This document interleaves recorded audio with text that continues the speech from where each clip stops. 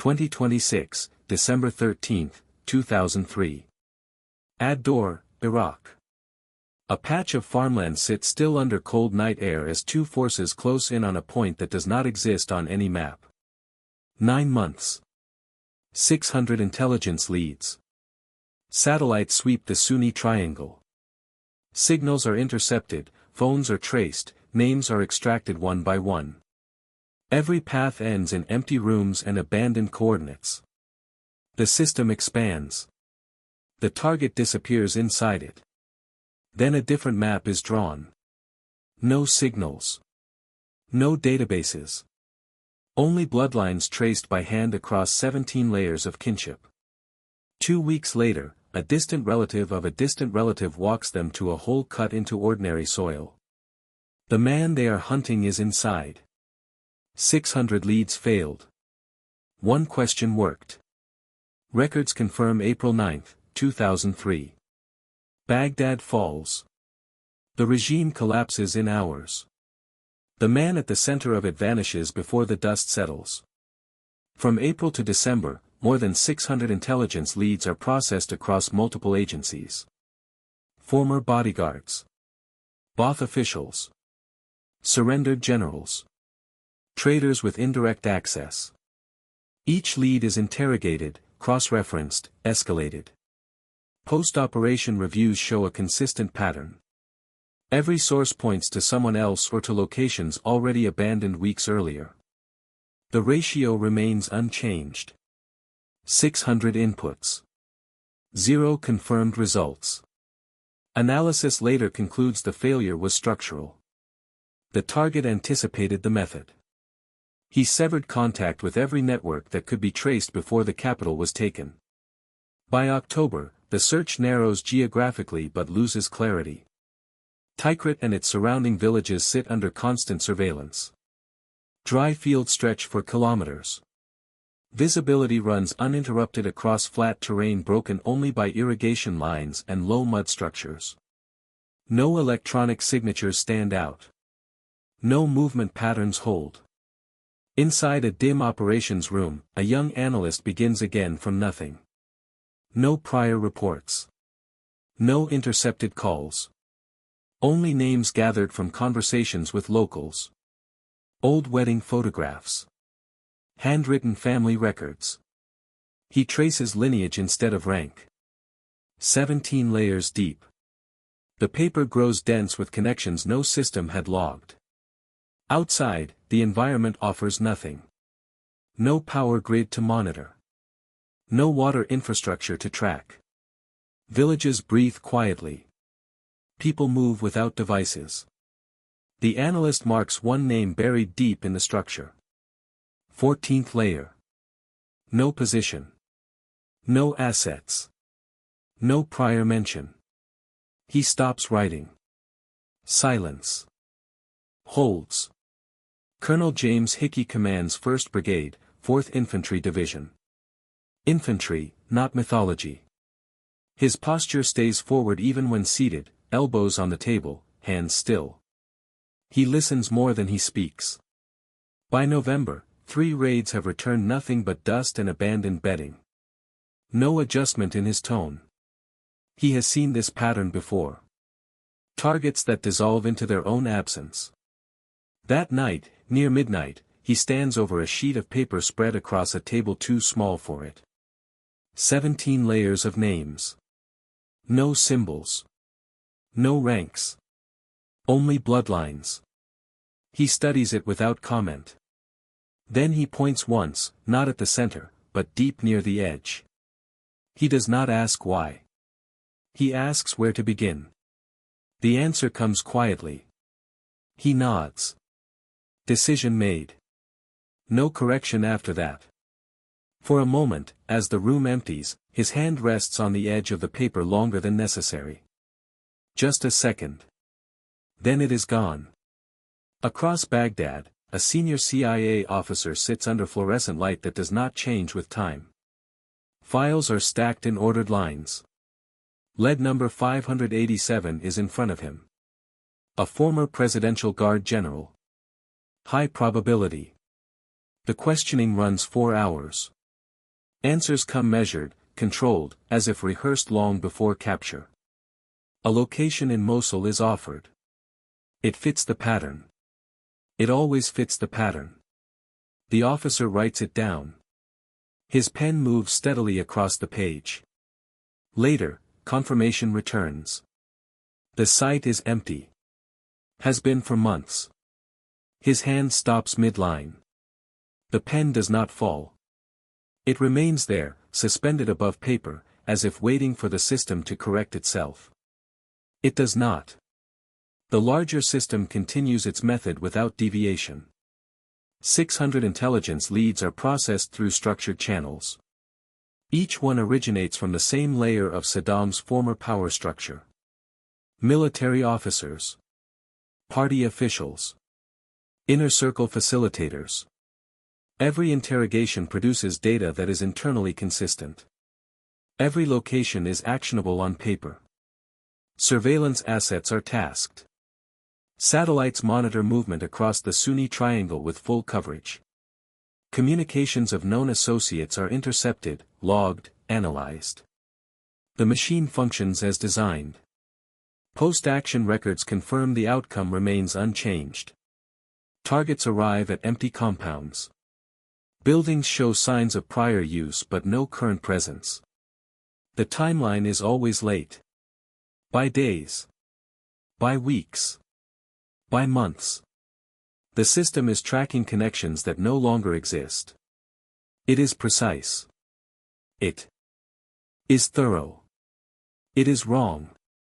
At the same time, a smaller unit shifts the question. Not where the target is hiding. Who the target still trusts when every other connection becomes a liability. The answer removes entire categories. Not generals. Not officials. Not anyone with visibility. Only blood. Only those without rank, without signal, without reason to appear in any database. The analyst's map isolates one name buried 14 layers deep. Muhammad Ibrahim Omar al-Muslit. No position. No communications footprint. No prior interest. Invisible to every system in place. December 1, 2003. He is captured. No escalation across agencies. No expansion of search grids. The direction contracts instead of spreads. 12 days later, he guides them through farmland that offers no distinguishing features. Flat ground. Agricultural plots. No structures of interest. No electronic trace. They stop at a point that does not justify attention. The ground is opened. At 2026, December 13, 2003, Saddam Hussein is pulled from a concealed hole beneath the surface. Unarmed resistance. No perimeter defense. No network response. 600 leads followed abandoned connections. One map followed the only connection that remained. Post-capture assessments released by the Defense Intelligence Agency in 2004 state the outcome without ambiguity. The discovery was not enabled by signals intelligence. It was not the result of accumulated human sources from the prior 9 months. The decisive factor was identified as independent tribal network mapping conducted at division level. The report isolates the method. Not the volume of data. 6 weeks of reconstruction replaced 600 failed inputs. Testimony delivered the same year by CIA Director George Tenet reinforces the structural gap. The agency possessed extensive intelligence on Saddam Hussein's former operational network. That network had already been abandoned by its owner. Internal acknowledgement confirms the miscalculation. The system continued to observe nodes that no longer carried information. It did not register the absence as a signal. It interpreted silence as delay rather than intent. Interrogation records declassified in 2009 add the final layer. Saddam Hussein is asked directly why he avoided contact with remaining loyal commanders. The response is short. Those individuals would be the first monitored. Power attracts surveillance. He trusted no one who held it. Only family remained outside that perimeter. The statement does not defend the method. It explains the failure of those searching for him. 3 layers align. Institutional analysis. Internal admission. Target confirmation. By 2004, the adjustment is no longer debated. Intelligence doctrine begins to shift at the institutional level. CIA and DIA integrate what they formally label as social network analysis into operational standards across Iraq and later Afghanistan. The change is specific. Analysts are no longer permitted to map only political and military hierarchies. Parallel structures must be built. Tribal lines. Blood relations. Community ties that existed before the state and will remain after it fractures. The system removes a blind spot it did not know it had. The effect appears in the field, not in documents. In 2007, in Bakuba, a unit tracks a local insurgent leader who has changed communication devices 11 times in 8 weeks. Signals intelligence produces movement without pattern. The old method would expand surveillance. Wait for confirmation. This time, a different approach is applied. The team traces a cousin. Then another. A man with no record. No known affiliation. He sells vegetables in a local market. The interview lasts minutes. The direction becomes clear. For days from identification to capture. No intercepted call leads to it.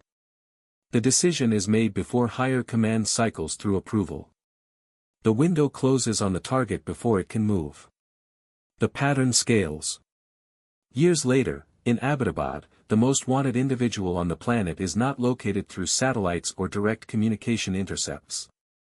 The search contracts around a courier. Abu Ahmad al-Kuwaiti.